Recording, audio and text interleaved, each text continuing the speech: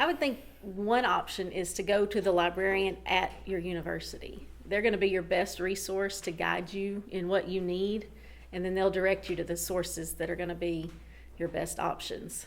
Yeah, there are some that are going to be, like, no matter what school you go to, there are always going to be the same types of resources you're going to find at different places. It may be different specific titles or whatever. You're always going to have access to some kind of databases, right? Databases are going to have your academic journals, which are the, like, most scholarly of scholarly sources that exist.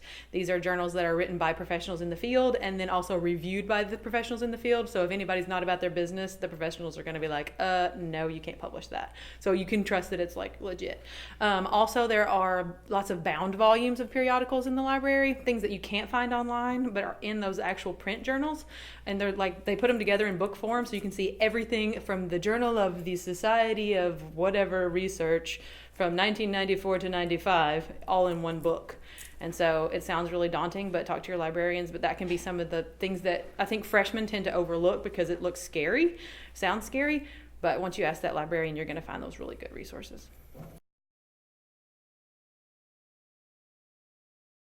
Pretty much anything that the university provides for you is going to be vetted out and something that you can depend on. It's when you get to the internet and you just start searching for information that you've got to really work on making sure the source that it came from originally, not just what somebody else reported on, that's going to be a reliable source. The internet's kind of where you get into a sketchy area.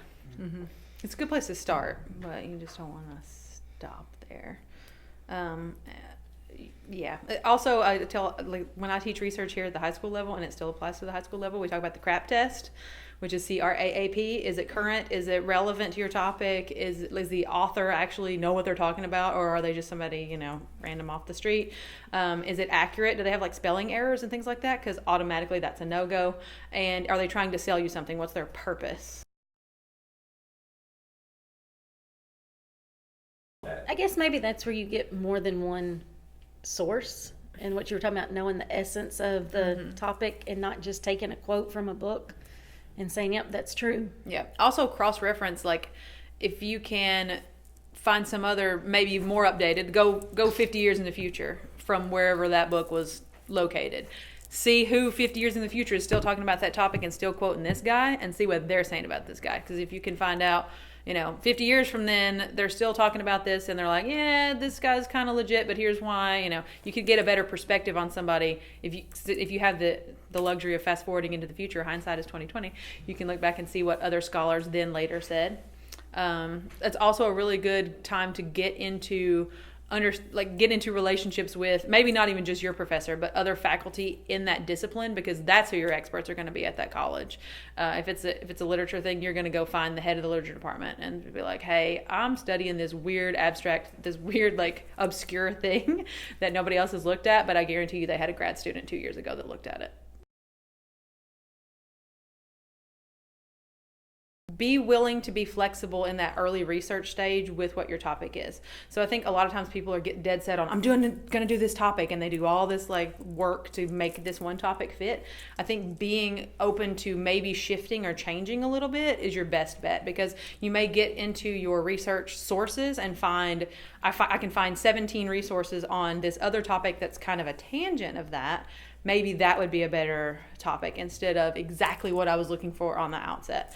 The other thing is, I think people tend to either try to start out with something that's too broad or way too specific, and kind of be willing to, adjust that as well. If you're seeing like it's really hard to find sources, maybe it's too specific and maybe you want to broaden that out. Or if you're finding like an influx, maybe you can hone in on one certain thing. And I think one thing we talked about is to always make sure you clarify with your professor what they want. That you know what you're researching before you start doing all of this work.